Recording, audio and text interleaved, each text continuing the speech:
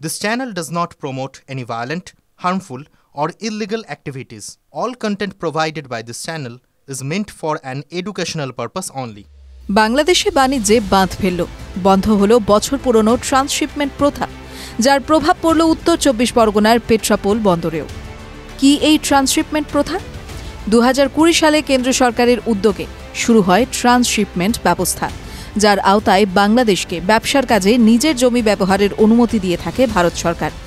জানা যায়, এই জমি বা স্টেশন ব্যবহার করেই পদ্মাপাড়ের রাজ্যে ভুটান, নেপাল ও মায়ানমারের মতো একাধিক দেশের সঙ্গে ব্যবসা চালিয়ে থাকে। কোন রুটে চলত এই ট্রান্সশিপমেন্ট? গোটা বিশ্বেই নিজেদের উৎপাদন করা বস্ত্র রপ্তানি করে থাকে বাংলাদেশ, আর সেই রপ্তানির কাজেই এতদিন সাহায্য করত ভারত। প্রথমে ভারতীয় সীমানায় এসে পৌঁছত বাংলাদেশি পণ্যগুলি, তারপর সেখান থেকে তা ভারতের বন্দর বা বিমানবন্দর হয়ে চলে যেত নির্দিষ্ট দেশে। সুতরাং বলা যেতে পারে, এই ট্রান্সশিপমেন্ট ব্যবস্থায় আখেরে লাভটা বাংলাদেশেরই হতো, যা আপাতত বন্ধ হলো বলেই খবর। তবে বিদেশ মন্ত্রক সূত্রে জানা গিয়েছে, এই ট্রান্সশিপমেন্ট প্রথা বন্ধের কারণে বাংলাদেশের নেপাল ও ভুটানের মতো দেশে ভারত হয়ে রপ্তানির কোনো বাধা পড়বে না। কাল হলো বিষিয়ে যাওয়া সম্পর্ক।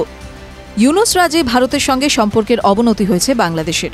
সম্প্রতি চীন সফরে গিয়ে ভারতের উত্তর পূর্বের রাজ্যগুলিকে অবরুদ্ধ তকমা দিয়ে নিজেদের বঙ্গোপসাগরের অভিভাবক আখ্যান দিয়েছিলেন ইউনুস। এমনকি বাংলাদেশের বন্দর কেন্দ্রিক এলাকায় চীনকে বর্ধিত শিল্পাঞ্চল তৈরির আহ্বান জানিয়েছেন ইউনুস। সেই ঘটনার রেশ কাটতেই মঙ্গলবার একটি বিজ্ঞপ্তি জারি করে বাংলাদেশের বছর পুরনো ব্যবসা বন্ধ করেছে ভারত। প্রভাব পড়েছে পেট্রাপোলে। পেট্রাপোল সীমান্ত সূত্রে জানা গিয়েছে, এই নির্দেশিকার পর বিপাকে পড়বে বাংলাদেশ। ক্ষতি হবে তাদের বস্ত্রের ব্যবসা। অবশ্য কিছুটা প্রভাব পড়বে ভারতের বুকেও। পেট্রাপোল বন্দরের ক্লিয়ারিং এজেন্ট সম্পাদক কার্তিক চক্রবর্তী জানান, এটা ভারতের কতটুকু লস হয়েছে জানি না, যদি হয়ে থাকে খুব স্বল্প পরিমাণে, কারণ এর মধ্যে আমাদের রেভিনিউ আসতো না। অর্থাৎ বায়ার আছে বাইরের দেশ, ইউরোপিয়ান কান্ট্রি, আর সেলার আছে বাংলাদেশ। তারা তাদের কস্টিংটাকে সহজ করবার জন্য তারা আমাদের দেশকে ব্যবহার করতো। ইন্ডিয়া গভর্নমেন্ট 2020 সালে এটাকে চালু করিয়েছিল। এখানে এসে কার্গো ট্রান্সশিপমেন্ট হয়ে যেত।